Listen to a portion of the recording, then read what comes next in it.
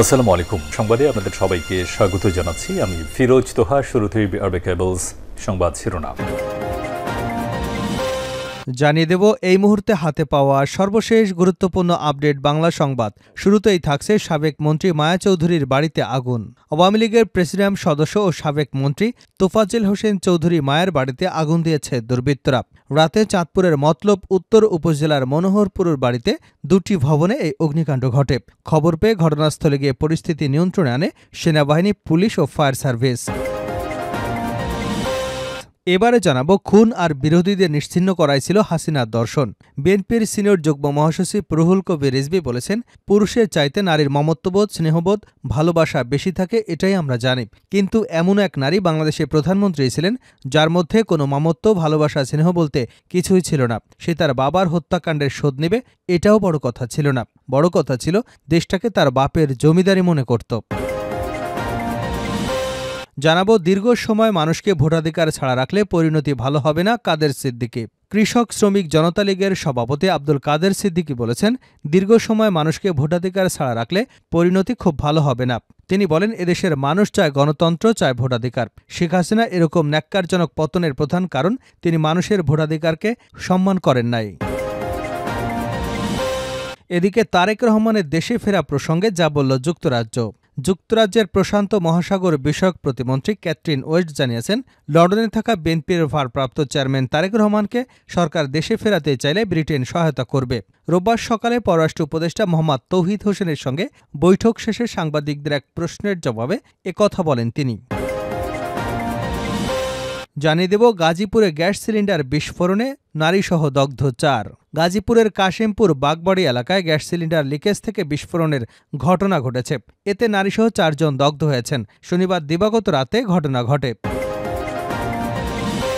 এবং সর্বশেষ জানাবো আন্তর্জাতিক সংবাদ। নেতানিয়াহুর বাসভবনে বোমা হামলা, আতঙ্কে ইসরায়েল। ইসরায়েলের প্রধানমন্ত্রী বেনইয়ামিন নেতানিয়াহুর উত্তরাঞ্চলীয় সিজারি এলাকায় অবস্থিত ব্যক্তিগত বাসভবনে দুটি ফ্ল্যাশ বোমা নিক্ষেপ করা হয়েছে। পুলিশ জানায়, নেতানিয়াহুর বাড়ির বাগানে পড়ে দুটি ফ্ল্যাশ বোমা। হামলার পর ওই বাসভবনে আগুন ধরে যায়, তবে কোনো হতাহতের খবর পাওয়া যায়নি। হামলার সময় নেতানিয়াহু এবং তার পরিবার বাসভবনে ছিলেন না। খবর রয়টার্সের। এতক্ষণ শিরোনাম শুনছিলেন, এবার বিস্তারিত। প্রিয় দর্শক, আপনি যদি এই চ্যানেলে নতুন হয়ে থাকেন, ভিডিওটি দেখতে দেখতে চ্যানেলটি সাবস্ক্রাইব করে আমাদের সঙ্গে থাকুন। আর এই ভিডিও সম্পর্কে আপনি আপনার মূল্যবান মতামতটি কমেন্ট বক্সে জানিয়ে দিন। আর হ্যাঁ প্রিয় দর্শক, জানিয়ে দিন ভিডিওটি কোথা থেকে দেখছেন। সাবেক মন্ত্রী মায়া চৌধুরীর বাড়িতে আগুন। আওয়ামী লীগের প্রেসিডিয়াম সদস্য সাবেক মন্ত্রী তোফাজ্জল হোসেন চৌধুরী মায়ের বাড়িতে আগুন দিয়েছে দুর্বৃত্তরা। শনিবার রাতে চাঁদপুরের মতলব উত্তর উপজেলার মনোহরপুরের বাড়ির দুটি ভবনে এ ঘটনা ঘটে। খবর পেয়ে ঘটনাস্থলে গিয়ে পরিস্থিতি নিয়ন্ত্রণে আনে সেনাবাহিনী, পুলিশ ও ফায়ার সার্ভিস। রোববার ফায়ার সার্ভিস অ্যান্ড সিভিল ডিফেন্সের মতলব উত্তর ইনচার্জ ইন্সপেক্টর নুরুল করিম বলেন, রাত 11টার দিকে খবর পাই মায়া চৌধুরীর বাড়ির দুটি তিনতলা ভবনের নিচতলায় আগুন দেওয়া হয়েছে। ঘটনাস্থলে গিয়ে আগুন নিয়ন্ত্রণে আনে ফায়ার সার্ভিস। মতলব উত্তর থানার ভারপ্রাপ্ত কর্মকর্তা প্রদীপ বলেন, রাতে খবর পেয়ে তাৎক্ষণিক ঊর্ধ্বতন কর্তৃপক্ষকে জানাই। আমাদের এসপি মহোদয়ের নির্দেশে যৌথ বাহিনীর নেতৃত্বে ঘটনাস্থলে যাই। আগুন নিয়ন্ত্রণে আনার পর আমরা তথ্য সংগ্রহের চেষ্টা করছি। এ বিষয়ে আইনগত ব্যবস্থা নেওয়া হবে। অতিরিক্ত পুলিশ সুপার খায়রুল কবির চৌধুরী বলেন, আমরা সন্ধ্যার দিকে সাবেক এমপি মায়া চৌধুরীর বাড়িতে আগুন এবং লুটপাটের খবর পাই। এরপর আমরা দ্রুত সেনাবাহিনী, পুলিশ, ফায়ার সার্ভিস নিয়ে যাই। তিনি আরও বলেন, দুটি বাড়ির নিচতলায় ভাঙচুর করে আগুন দেওয়া হয়েছিল, তবে ফায়ার সার্ভিস দ্রুত আগুন নিয়ন্ত্রণে আনতে সক্ষম হয়। এ কারণে আগুন নিচতলাতেই সীমাবদ্ধ ছিল। কারা এ ঘটনার সঙ্গে জড়িত, এ বিষয়ে আমরা তথ্য সংগ্রহ করছি। মতলব উত্তর উপজেলা বিএনপির সাবেক সিনিয়র সহসভাপতি সারোয়ার মজুমদার বলেন, আমরা এটিকে ন্যাক্কারজনক ঘটনা মনে করি। আমরা এটিকে এক বিন্দুও সমর্থন করি না। এ ঘটনায় আমাদের পরিবারের কোনো সদস্য কোনোভাবেই জড়িত নয়। আমাদের নেতা তারেক রহমান, আমরা কখনই সহিংসতা রাজনীতি করি না। সহিংসতা রাজনীতিকে আমরা প্রশ্রয় দেই না। খুন আর বিরোধীদের নিশ্চিহ্ন করাই ছিল হাসিনার দর্শন। বিএনপির সিনিয়র যুগ্ম মহাসচিব রুহুল কবির রিজভী বলেছেন, পুরুষের চাইতে নারীর মমত্ববোধ, স্নেহবোধ, ভালোবাসা বেশি থাকে, এটাই আমরা জানি। কিন্তু এমন এক নারী বাংলাদেশের প্রধানমন্ত্রী ছিলেন যার মধ্যে কোনো মমত্ব, ভালোবাসা, স্নেহ বলতে কিছুই ছিল না। সে তার বাবার হত্যাকাণ্ডের প্রতিশোধ নেবে, এটা বড় কথা ছিল না। বড় কথা ছিল দেশটাকে তার বাপের জমিদারি মনে করত, আর এই জমিদারি যাতে হাতছাড়া না হয়ে যায় সেজন্য গুম, খুন, মানুষ হত্যা করতে তার বিরোধীদের নিশ্চিহ্ন করে দিতে ন্যূনতম দ্বিধা করেননি। এটাই ছিল শেখ হাসিনার দর্শন, অন্য কিছু নয়। তিনি মাঝে মাঝে পরিবারের কথা বলে, বাবার কথা বলে, ভাইয়ের কথা বলে কাঁদতেন। এগুলো সবই অভিনয় ছিল এবং লোক দেখানো ছিল, বলেন রিজভী। বিকেলে বরিশালের বাকেরগঞ্জ উপজেলার দুধল ইউনিয়নের সুন্দরকাঠি এলাকায় জাহাঙ্গীর মোল্লা ডিগ্রি কলেজ মাঠে আমরা বিএনপি পরিবার আয়োজিত ২৪-এর গণ আন্দোলনে বরিশাল বিভাগের শহীদ পরিবারের সাথে সৌজন্য সাক্ষাতে এই সহমর্মিতা প্রকাশ করেন রুহুল কবির রিজভী।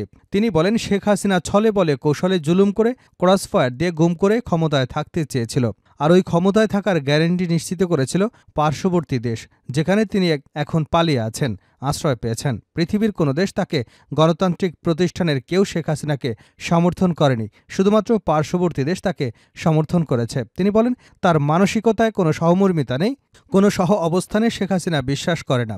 শেখ হাসিনা বিশ্বাস করে মারো, ধরো আর আমাকে ক্ষমতা দাও, আমি ক্ষমতায় বসবো। কোনো গণতন্ত্র বুঝি না, আইনের শাসন বুঝি না, বিচার বিভাগের স্বাধীনতা সহ কিছুই বুঝি না, একমাত্র স্বাধীনতা আমার।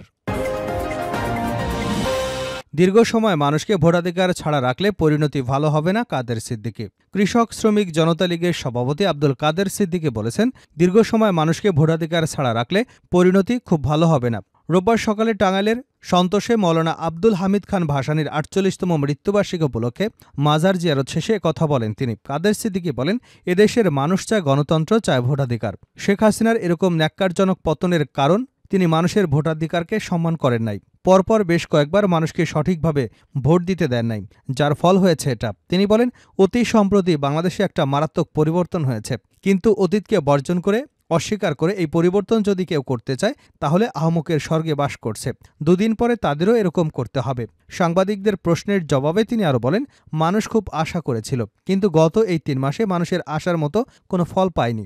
সাধারণ মানুষের যে উপার্জন, তারা বাজারে যেতে পারছে না, স্ত্রীপুত্র পরিবার নিয়ে ভালোভাবে খেতে পারছে না। কাদের সিদ্দিকী বলেন, যারা সরকার চালাচ্ছে তাদের অনুরোধ করব যেন সরকারের মানুষের কথা বিবেচনা করে। ক্ষমতা কারোর জন্যই চিরস্থায়ী নয়, যারা ছিলেন তাদের জন্য যেমন নয়, আজকে যারা আছেন তাদের জন্যও চিরস্থায়ী নয়।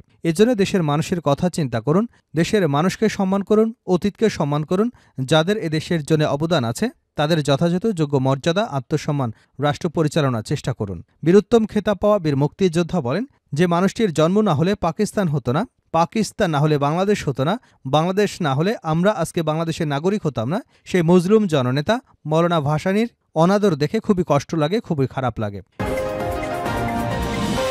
তারেক রহমানের দেশে ফেরা প্রসঙ্গে যা বলল যুক্তরাজ্য।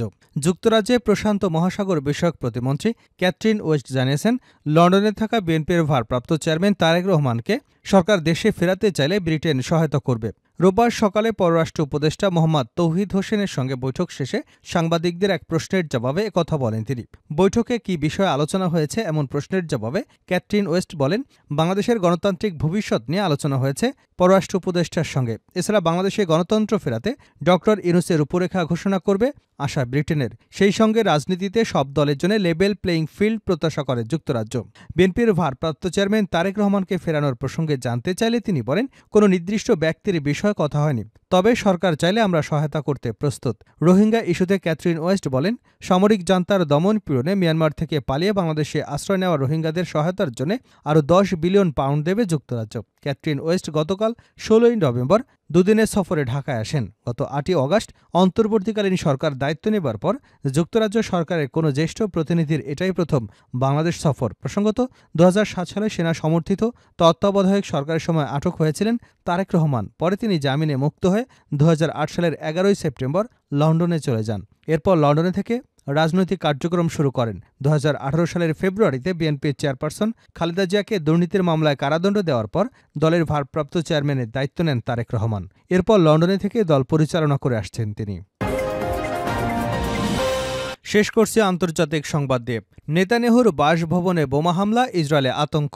ইসরায়েলের প্রধানমন্ত্রী বেনিয়ামিন নেতানিয়াহু উত্তরাঞ্চলীয় সিজারে এলাকায় অবস্থিত ব্যক্তিগত বাসভবনে দুটি ফ্ল্যাশ বোমা নিক্ষেপ করা হয়েছে। পুলিশ জানায় নেতানিয়াহুর বাড়ির বাগানে পড়ে দুটি ফ্ল্যাশ বোমা। হামলার পর ওই বাসভবনে আগুন ধরে যায়, তবে কোনো হতাহতের খবর পাওয়া যায়নি। হামলার সময় নেতানিয়াহু এবং তার পরিবার বাসভবনে ছিল না, খবর রয়টার্সের।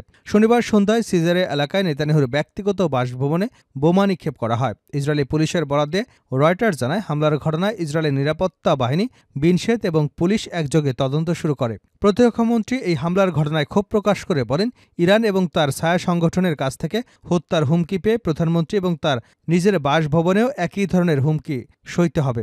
এটা সম্ভব নয়। তিনি নিরাপত্তা এবং বিচার সংস্থাগুলোকে অবিলম্বে কার্যকর পদক্ষেপ নেবার আহ্বান জানান। নেতানিয়াহুর বাসভবনে এই হামলার ঘটনা সব সীমা লঙ্ঘন হিসেবে আখ্যায়িত করে অপর এক মন্ত্রী ইতামার বেন গাভির বলেন, প্রধানমন্ত্রীর বিরুদ্ধে উস্কানি সব সীমা ছাড়িয়ে গেছে এবং তার বাসায় ফ্ল্যাশ বোমা নিক্ষেপ করা আরও একটি লাল রেখা পার করবার সমান। এই হামলার ঘটনায় দেশটির রাজনৈতিক মহলে নিন্দার ঝড় উঠেছে। বিরোধী দলীয় নেতার ইয়া লাপিদ এবং জাতীয় ঐক্যের চেয়ারম্যান বেনি গ্যান্তস আইনি ব্যবস্থা গ্রহণের আহ্বান জানিয়েছে। ইসরায়েলের প্রেসিডেন্ট আইজাক হারোজ এ হামলার তীব্র নিন্দা জানিয়েছে এবং দোষীদের শাস্তি নিশ্চিত করার উপর গুরুত্ব আরোপ করেছে। তবে বোমা নিক্ষেপের পর এখন পর্যন্ত কোনো পক্ষই হামলার দায় স্বীকার করেনি। ইসরায়েলের উত্তর সীমান্তে অক্টোবর 2023 থেকে লেবাননের হিজবুল্লাহ গোষ্ঠীর সঙ্গে দেশটির বাহিনীর ব্যাপক গোলাগুলি চলে আসছে।